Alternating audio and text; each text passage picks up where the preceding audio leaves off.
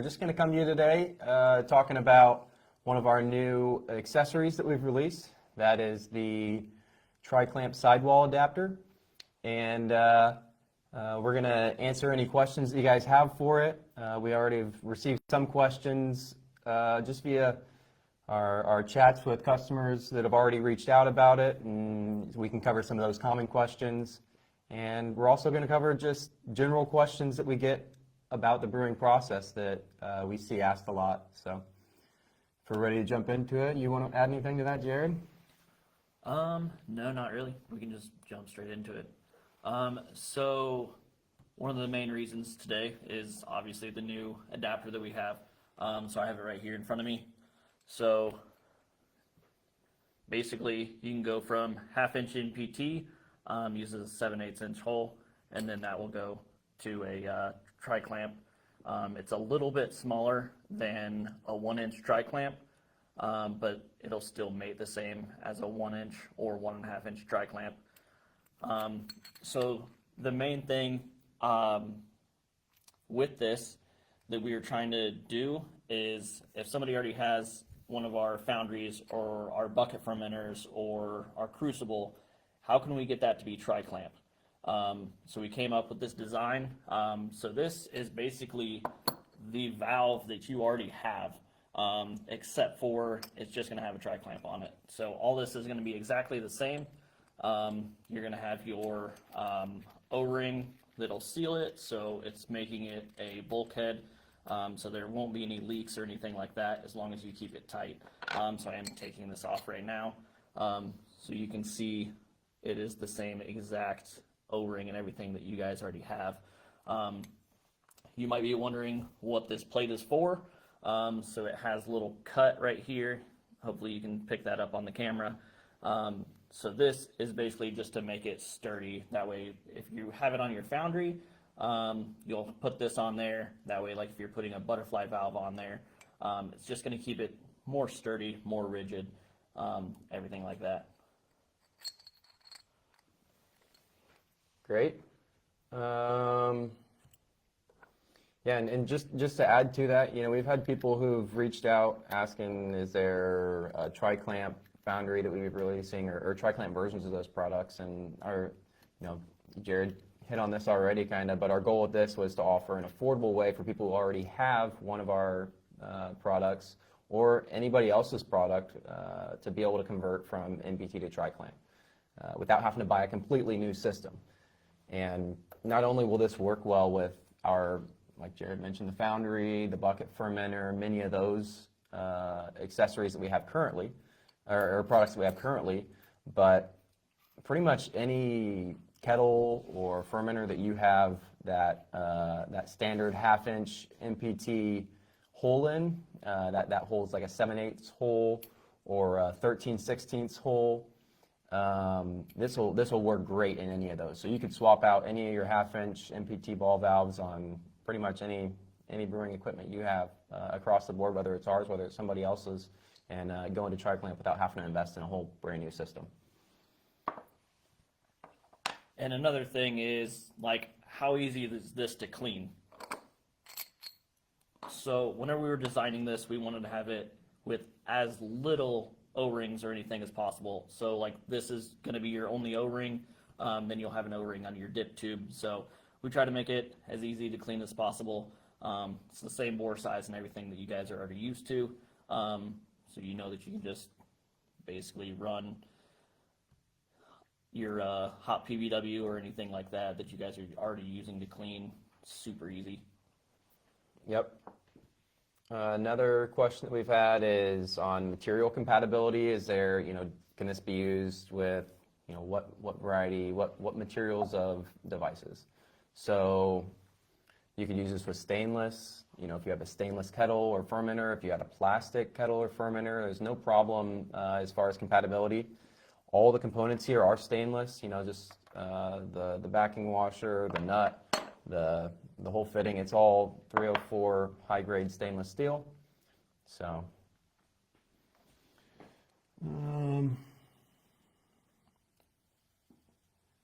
We have been working on this for a little while, so Sorry that we couldn't come out with it any sooner, but we have been trying. Yeah. Thanks for the comment there, Nick. Let's see. Another question is how we maintain a leak-proof seal with this, and we've stuck in with our reliable, proven and tested design of just an O-ring that sits inside of a groove. This is how we design most, if not all, of our valve connections. This just seals right up against the outside wall of a kettle, fermenter, any flat wall. So that would be on the outside. To talk about just how it assembles, you would feed this part directly through a wall, and then on the inside you could put this backing washer. We didn't really mention this before, but the backing washer is kind of optional if you don't want to use it, but we're including it as a way to stiffen up that connection. It helps keep the seal in place, and when you start putting a torque on a tri-clamp connection, if you were only relying on a small little flange here to keep that sturdy, you might notice some wiggling of the wall where we've provided this to make it stiffer. On the back side of that, you can put this Teflon washer, and what that will allow is when you thread this nut all the way through here, the Teflon washer, this is another design we use in a lot of our valves, but the Teflon washer allows for rotation. So you can rotate this, and the nut will rotate along with it instead of unthreading. If you just threaded the nut on without a Teflon washer and you tried to rotate this for like racking, if you want to rotate the angle of the dip tube inside the kettle, that Teflon washer allows you to kind of turn this a little bit, or inside the fermenter to rack. So another great added benefit there. And then even after that's installed, you have a little room on the end of this if you wanted to thread in a dip tube or whatever you're using. So racking on. Let's see, I had another question. Awesome, I'm glad you feel that way, Nick.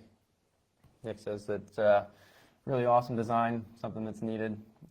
Yeah, really, as far as replacing valves, I don't know that there's a whole lot of options out there for something like this. It's really universal, and I see customers or people that I talk to about looking to upgrade their systems into a tri-clamp system, and they get in this mindset that they gotta purchase a whole brand new setup, where sometimes it's easier just to convert with an adapter. So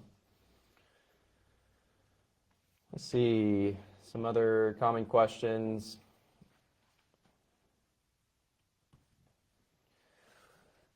Do we have any questions about the valve or this fitting? Now, I think we've covered some of the common questions we've seen on it. Particularly, we could move into generalized brewing questions that we get. You got anything else to add on this, Jared? Not really, but as we're going through this, if you guys do come up with any more questions that are about anything really brewing related or related to the adapter that we're showing now, if you guys have anything, just drop it in the chat. We'll be able to see it, and hopefully we'll be able to answer that right here live for you. Yep, and if you don't get us here live, if you're watching this later, then don't be afraid to reach out. You can reach out on Facebook, or send Jared an inquiry through the website. But we'll get back to you, and we'll get you a good answer. So, it's to move into some of our general brewing questions, or questions about our equipment that we get, processes for brewing to help people out. One of the first ones is one of the most common ones we see is it's about fermentation status, and sometimes people will see it, their airlock's not bubbling, and they get worried that fermentation's not happening. We'll address that question first. Jared, you want to start, or? Yeah, so a lot of people think that just because there's no airlock activity, that it's not fermenting, but it could be something as small as a little tiny leak, that the pressure is just finding that leak instead of going through the airlock. The best way is to actually check the gravity of the fermentation and see where you're at. Yep, and then it's always good just to do some kind of test with your equipment before brewing, and part of that is doing maybe a leak test. But what should somebody do when they realize that? If you realize, okay, it's stopped fermenting or my airlock's not bubbling, if you can identify the leak, if you can tell that, okay, it's coming out of the seal around the lid or somewhere else, and a leak is a very common reason. It could be fermenting, just how it wants to be, but there's a small leak, so you don't see it coming through the airlock.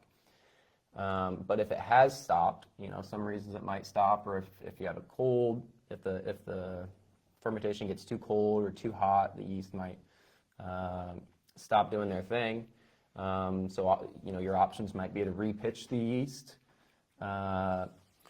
or maybe it fermented faster than you thought it would. It might not be a bad idea to take a small sample and do a gravity reading and just see, have you hit your gravity or not. Could just be fermenting slow. Could be just fermenting slow.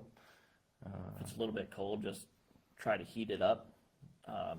Take a space heater and just put it in that general direction, and it'll heat up. Yep. I say that's a great transition into another question we get, which is recommended methods for controlling fermentation temperature. There's a lot of ways to control your fermentation temperature. There's very fancy and maybe more expensive ways. There's very rudimentary, affordable ways to do it. All depends on your preferences and your setup, how automated you want it to be, how hands-off you want to be. But I'd say on the fancier end, you can end up with a glycol chiller. That's a great way, especially if you have multiple different tanks. You're doing a lot of very cold fermentations instead of just room temp style fermentations, styles that require that, like lagering or whatnot.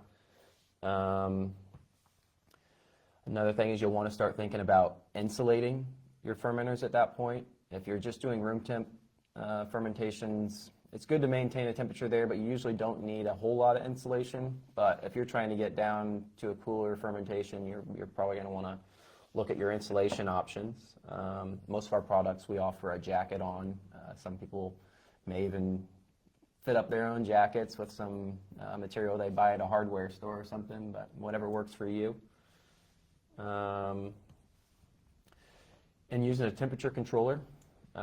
We have some basic kits where you can drop a recirculating tube through the middle of your fermenter and recirculate, whether it's cold water or whether it's, some people put a bucket of ice. We're talking more on the economy side, some just rudimentary stuff. You could keep a bucket of ice with a wort pump, or just a water pump. And just recirculate through the coil inside of the fermenter. We have some pretty affordable kits for that. I see a lot of people using bottles that are frozen. That way they don't have to have ice on hand. They just take some bottles, throw them into their freezer, freeze those, stick them into the cooler. Maybe not buying an ice bag every time you're running a fermentation too. It makes it a little more economical. Some people actually dedicate an old fridge or a chest freezer to this. I think that's a great way if you already got one, or if you can find one on a marketplace or a used equipment kind of thing. If you can get your hands on a cheap old freezer or old fridge and just outfit it to be a chamber to put your whole fermenter inside of, and then you can use a controller to regulate the temperature inside that. So let's see, a couple comments. Thanks, Clay. Josh, you asked about 250,000 six-packs. Can you use this adapter for that? Absolutely. If you need to go from MPT to tri-clamp to make 250,000 six-packs, you bet. We tested it doing 300,000, right? Yeah, I think we tested about 300,000 six-packs and it held up, so should be good. Let's see, some next common questions. We could get into mashing best practices. That's something we get asked about a lot is, how to have a mash that works out for you, hits your gravity numbers that you're wanting, and, is the right temperature you're looking for. So those are some of the key concerns when we're talking about mashing. I guess one of my recommendations is to start off on that question is just have good planning in place. You want to know what your strike temperature is going to be. You want to know what your mashing temperature is going to be, and just have some good planning in place. Part of that planning is planning for the next batch. So if you set your strike temp at one temperature and you realize it was a little too high or a little too low, after you mash in, your temperature is too high or too low. I always like to record that, especially if you're going to redo the same batch in the future. We did have a comment here. Let's look at that. What did you think the flow rate would be through the new tri-clamp adapter when a lot of adjuncts clog it? Okay. I don't see much issue with clogging. This is about the same size through hole as a 1-inch tri-clamp connection. So it's just slightly smaller, but not that much smaller. If you look through, like it's a pretty large size area. You can stick a finger through it, maybe a small finger through it, but yeah, I think I see more clogging when you got a valve that's got a small area inside of it that you're trying to close off. That's a good area for clogging to come in place. But, and flow rate, I don't think it'll be too prohibitive. This is it's the same size as our current valves that we use on any of our foundries or our bucket fermenters, any of the current half-inch NPT valves. It's not going to provide any more restriction than any current half-inch fitting. Yeah, so I have the normal foundry valve right here, and it is exactly the same. Yep. And usually you'll end up with a like half-inch hose is pretty common. So if you want to look at like the size of a half-inch hose barb, which is about that fitting size, versus the fitting size here, I mean, it fits all the way inside of it. So I don't think I guess the point I'm making is that at some other point in your recirculation process, you're probably going to be going down to a smaller diameter anyways. So I wouldn't see that as too much of an issue. We'll hop back into the best mashing practices. Another great thing for mashing, so we talked about the temperatures and taking measurements and being prepared, but just a general practice is recirculating during the mash. That's usually one of the biggest improvements that somebody can make during their mash. Not only can you maintain the temperature better, but you can improve your efficiency and get more utilization out of your grains. So with that, more utilization, better efficiency, stirring. So the recirculation will help stir things up, but also you can get in there and manually stir. Let's see. Also, we're talking about temperature. If you can insulate it, or if you use a double wall mash tun of some kind, insulation, keeping a lid on as much as possible, those things will all help you control your temperature. And then taking measurements. I think that's something it took me a little while to adapt myself as a brewer. I used to just set the temperature on my controller and expect that things were going the way they were. But eventually I got myself one of the long probed thermometers so that I could stick it into different points of the mash and just see what are my temperatures throughout it, as well as one of the gravity reading devices, and just taking a measurement of your gravity at the end of your mash, as well as temperatures throughout the mash. Another thing that I'll add to that is take lots of notes. And lots of notes. That took me a little while, but now anything that I'm checking or anything like that, I'm writing it down.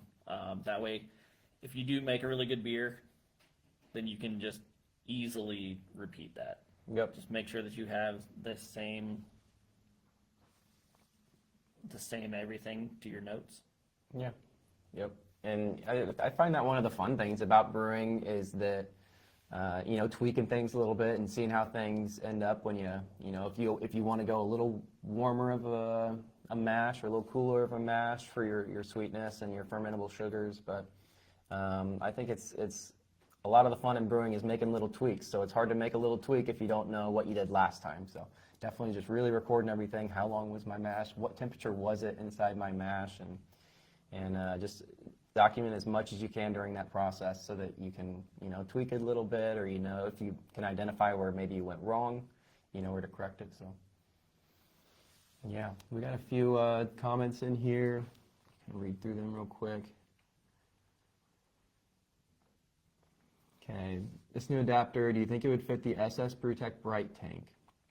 The 10-gallon one we have, small fittings for carb stone tap valve. I'm not sure, I'm not extremely familiar with exactly what fitting options you have on it, but I would say this will fit a 13/16 hole up to a 7/8 hole, which that is the same size hole as any kind of half-inch MPT ball valve. Any of those half-inch MPT bulkhead adapters, if that fits inside the hole, you can count on this easily just fitting inside the hole. And the thread on here, if you're trying to use this as an adapter to go from tri-clamp to an actual threaded connection outside, maybe you got a half-inch MPT fitting you're trying to thread on this. I will note this is a MPT straight thread. It is not a MPT tapered head or tapered thread. Most half-inch, if you order a half-inch MPT, it's usually going to be tapered, but this is the straight version of it. There's kind of mixed opinions on how good of a seal you can get from going from a tapered thread into a straight thread, but I've had success doing it. You kind of have to apply extra thread tape, check yourself on leaks and stuff before brew day, but it could be used if you just have tri-clamp connections on your kettle and you're trying to get out to a MPT connection. It could be an option for you. It's not what we designed it for, but. I have another question here. Can it be used with the false bottom on the nano system? I wanted to check. Do you want to answer on this one, Jared? Or? I know that it will go through the hole. I don't know if we have a connection that the false bottom will go through to be able to have a dip tube. That's as far as I know on that.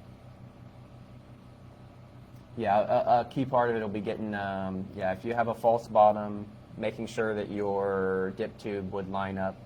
And I'd say if you're swapping out any of the Blickman kettles, the depth of this connection, like when you hook a dip tube up to this, any of the Anvil dip tubes or the Blickman dip tubes, the dip tube should be positioned in the exact same location it would be on the normal valve you've had. So if you have our G2 valve, or you have the valves that come inside the foundry or the bucket fermenters, any of those, it's the same distance off of the sidewall, you can see here. So that means your dip tube is going to be located at the same location once you put it on the tri-clamp connection. So very good question, and it should still be compatible with any of the Blickman false bottoms that are on our home brewing size kettles. If you're trying to swap out the G2 valve for this. So. Okay. We could get back into some more of our brewing questions that we get commonly. One in particular, let's see, what's up next? How can I ensure accurate volume measurements in home brewing? That's another very common one we get. We have people that'll, purchase equipment and they get concerned about whether the volume markings are accurate or not. And I will tell you that I believe most, if not all, of our volume markings are very accurate on our equipment. What we tend to see if somebody, reaches out and they're concerned about the volume markings being off is that they've used a inaccurate way of measuring them. So we have very accurate tooling and processes in place to get the markings exactly where they need to be, and the size of our systems, our kettles, and our vessels are not changing. So as long as we get those at the same spot every time that we're manufacturing them, we know that they're going to be accurate, and we have processes and toolings in place to ensure that's the case. So back to, if you are concerned that you have some variation, if you're measuring one thing but seeing another on your sight glass or your volume markings, it's important to just assess what process you're using to do the measuring on your end. One thing that we'll see some customers do is they'll say they have a half a gallon pitcher, or maybe it's even a gallon pitcher, and they're filling it up and dumping it in and filling it up and dumping it in, and they're doing that 16 times. Well, the reality of that situation is that when you fill up the gallon jug or the half a gallon jug, you might not be right on the half gallon mark or right on the gallon mark, so you might be off a little bit. And although that might not matter a whole lot when you're just measuring out a half gallon or gallon, if you do that 16 or 20 times when you're filling up your vessel, well, then over time that little difference grows and grows and grows and grows, and now you're off by a half a gallon, and you've actually put in a half gallon more than what you thought, or a gallon more or a gallon less than what you thought. So what we usually recommend is a weighted measurement. So you can look up the weight of water at room temperature. It's like 8.31. Does that sound right? Or 8.32? Something in there. If you get on Google, you Google it. It's a ballpark right in there. It's 8.3 something. You look that up. You can get a scale out and set the kettle, fermenter, whatever you're concerned about the volume markings on. Set it on that scale and set it to 0. So have it empty. Have the valve shut. Have the valve shut. I have had brew days where I did not have the valve shut or doing mixes. Number one rule if you're doing brewing stuff, make sure your valve shut. Okay. Set it on there and just tar out the scale so that the scale reads 0. Set it to 0 at that point. Then if you're wanting to check 8 gallons or 4 gallons or 10 gallons, just multiply that 8.32. I'm going to need to look it up and make sure I give you the right number now. Weight of 1 gallon of water weighs 8.34 pounds approximately per Google. So you'll take that 8.34 and you'll multiply it by 5 or 6, whatever, however many gallons you want. You'll have a number. So to demonstrate this with you, if we were, get my calculator out here, if I want to check the 8 gallon mark on my kettle, I would take 8 times 8 gallons times 8.34. That's how many. That's 8.34 is how many pounds a gallon of water should be. So then I'd get 66.72. That's how many pounds 8 gallons of water should weigh. So I've zeroed out everything. I've figured out exactly how much 8 gallons of water should weigh. Then I'll add water to the vessel, kettle, fermenter, whatever it is, until the scale reads 66.72 pounds. At that point, then I should know pretty accurately that, unless my scale's wrong, that I have identically 8 gallons of water in there. Then you can compare that against the level gauge or the level markings inside the device, the vessel. And if you're off then there's a problem.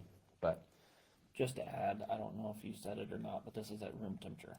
at room temperature, definitely. So if you have,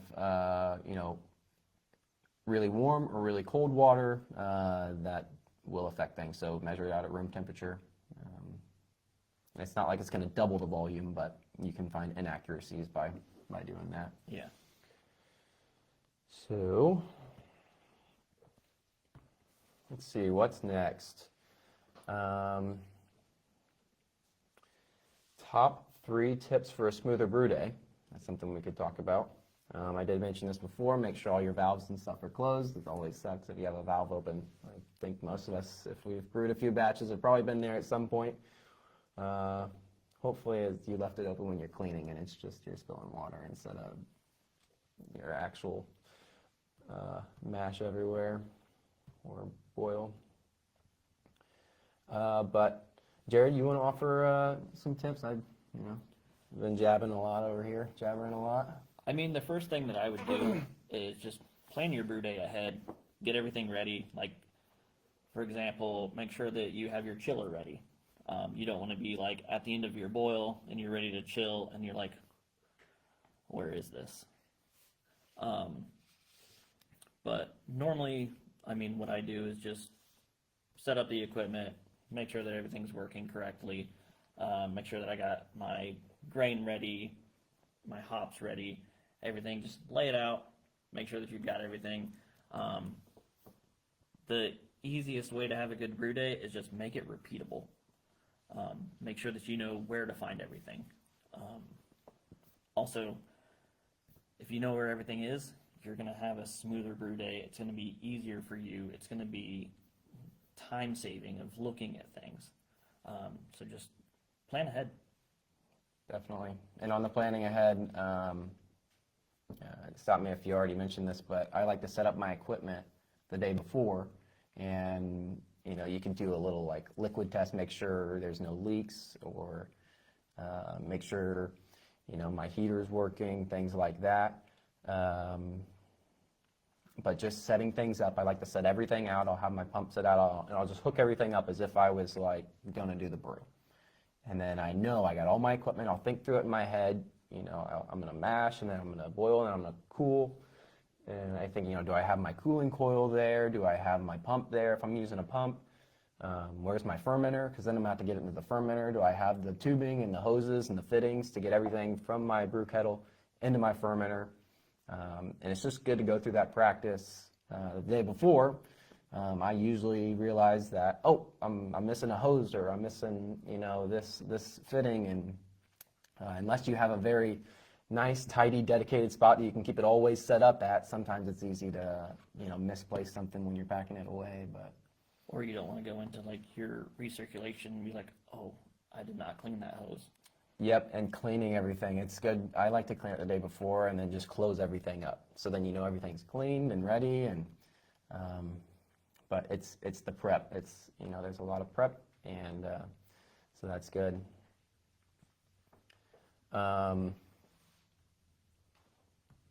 Another tip for making a brew day smoother that I learned early on, I think I hope a lot of people learn this, is avoiding boilovers. That's probably up there on the worst things that can happen on a brew day, is having a boilover. I'd say another worst thing is a stuck mash. Those are probably like the two nightmares. If it's the night before brew day, if I'm having some dreams and I wake up and oh no, I boiled over. No, so avoiding those two things. I started on the boil over. You can use a foam suppressant. A common one is firm cap. I like to add that to every one of my brews. And some people might have a concern about taste, or it changing the makeup of your beer. You're definitely adding an ingredient. But for me, my opinion is that the pros outweighs the cons, and I'd much rather not boil over and get all my equipment messy. So I've been there, I've done that, and I've had enough of that. So I'm not boiling over anymore. I was just gonna say, I use it more as like an insurance type thing. Like, absolutely, if a boilover is gonna happen, then that's gonna save me. Same thing with like using rice hulls. That way you don't have a stuck mash. For the stuck mash. I put those in there just as insurance. That way it's in there if I need it. If I don't need it, good. Yep. And yeah, on the stuck mash, it comes into play when you're recirculating during your mash. If you're not doing recirculating, you're probably not going to have any issue with that. But it comes to the recirculating, and myself, maybe many of us feel this way. But when I'm recirculating, I'm thinking like, I want to speed it up just a little bit, like get a little more flow out of this to keep it, a more consistent temperature, or get a little more efficiency or something. But you got to be careful. Don't overflow, because if you get trying to pull too much liquid through there, that's when the stuck mash comes. So. And that can be a very fine line. It can be a very fine line. Yep. And yeah, very easy to step over that. You set your flow, and sometimes you might set it and there was a little bit of like grain stuck somewhere or something, and then that grain pops through, and all of a sudden it's flowing faster and you didn't realize it. So monitoring your mash and your boil. That's another great thing you can do is just make sure you're monitoring throughout the brew day. Some people like to set it, and I'll come back in 45 minutes, and you might just have a catastrophe on your hands in 45 minutes if you're only checking it that often, but yeah. Usually, like, whenever I'm brewing, I'm always taking notes or cleaning something else. Like, whenever I have my mash going, I'm usually cleaning my fermenter. I'm usually using a pump to CIP my fermenter. That way I can be doing Definitely. basically two things at once. Yeah, another part of brewing is it can be a long day, so just trying to stack as much of that stuff into your earlier in the brew day, like Jared was saying. I'll try to sanitize the fermenter during my mash or during my boil, or just anything you can do if you need to, set out, measure your hop additions or something. If you haven't done that before you're to your boil, it could be like a rush to get them set up, but anything you can do to start sanitizing or cleaning or getting the fermenter set up is a great thing to do while you're waiting during the mash or the boil. And if you're already heating your water up, just heat up a little bit extra, put some PBW in it, you can be cleaning your fermenter as you're mashing. Yeah, definitely. And then, on a shorter brew day, one of the longer things, longer step of your brew day is the heat up time. So rather than, having to get up early in the morning, say I wanted to be going in at 8:30 or something, rather than having to get up at 7 to make sure that I can get to my strike temp on time, you could set a delayed start. There's some equipment that offers that, some equipment that doesn't. I'd say our Amble Foundry, that's one of the awesome features of it. I love using that is the delayed start is the night before. You fill it up, make sure nothing's leaking, and you're all good. Your fittings are tight, valve is shut, and then you can set your delayed start for I think up to 24 hours. It can be. Yeah. But you can set it for 6 hours, and then you wake up in the morning, and before you even have your cup of coffee, right there, it's at strike temp. So that's always convenient. Shortening your brew day. So Let's just talk about shortening the brew day. yeah, yep, that'd be a good one. Like Preston said, use the foundry, use the delayed start. Another thing that's going to shorten your brew day drastically is just getting 240 volts if it's available to you. I know I put it in my brew room last year, and that drastically cut my brew day. Usually my brew days were taking about 6 hours or so. Now I'm down to 4. Another thing is like how I convinced my fiance that I needed 240 volts is I was like, hey, if I put 240 volts in the house, then I no longer have to brew in the kitchen. So within a month, I had 240 volts and a sink in my brew room. Yep. Yeah. And we're always navigating that push and pull a little bit, but finding a positive for both sides is always, if you win and I win, that's always a good way to move forward. So. You take your wins whenever you can. And you take your wins when you can. That's the truth. So 240, I mean, that's a great point is, and on the foundry, so one of my issues when I started brewing is I didn't have, I had one 240 option and in my electric panel, and that was hooked up to my air conditioner. So I didn't want to disconnect that. I had gas appliances, so I didn't have a 240 option at that time. Another great feature of the foundry is right out of the box, you can use 120, and then once you get a 240 option, we send an adapter cable that you can just remove the adapter cable, and now you're on 240.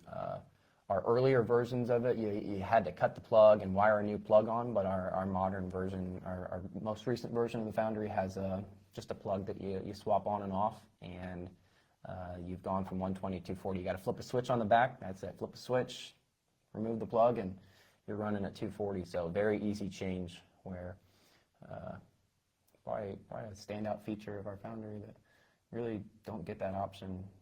I don't know anywhere else, but I think we're the only ones that have it. probably. Okay, brewing. We were talking about brewing shortcuts. We talked about cleaning as you go. We're sanitizing, when you're in your mash. But the cleaning as you go, that's something else. I like to, as soon as I get, if it's my cooling coil or it's my pump or maybe it's my mash basket if you're using a basket. As soon as I'm done with something, I like to just get it cleaned up. It's less to clean up at the end of the day. If after transferring to your fermenter, all you have left is to clean the kettle itself, you might only have 5 or 10 minutes to clean up at the end of the day. But if you left everything there to clean up, and you still have, ripped open bag of hops and your bags of grain, and you haven't dumped your grain out or something, then that can make for a much longer cleanup at the end of the day. So it's already a long process. Don't make it any longer than it has to be on yourself. So clean up as you're going. Yeah, and the last thing that I have to clean is my foundry once everything is over into the fermenter. So I'll just do it quick wipe, put hot water in it, put PBW in it, and I'll use the pump, and it's got a tri-clamp adapter in the lid on mine, and I use the spray ball, just CIP it, and then go sit down for 30 minutes or whatever, come back, wipe it down, done. Yeah, and a smooth brew day starts with ending your last one well, which means cleaning up at the end of the brew day. Like all those suggestions were with the assumption that we're going to clean up at the end of the day. It can be you might be tired at that point or had one too many drinks by that point, but trust me, it's much better to clean it up at the end of brew day instead of at the start of your next brew day, because it's going to be way harder then. It's going to take you a lot longer then, and then you're just going to start the day frustrated instead of just finish it out, get it cleaned up, put it away clean, and you're not going to grow anything nasty inside of it while you're waiting. You won't have any surprises when you go to your new brew day, so next brew day. But, yeah. Jared, anything else you want to hit on? Not really. Let's check the chat really quick. Yeah. I'm not really seeing anything, but we'll go ahead and end this. But definitely subscribe to everything that we offer, whether it's Facebook, Instagram, anything like that. If you do need to get a hold of us, don't hesitate, reach out. You can go to our website and hit contact us, or you can email support@anvilbrewing.com as well. Give us a call. We're easy to get a hold of. Definitely, yep, we're here for you.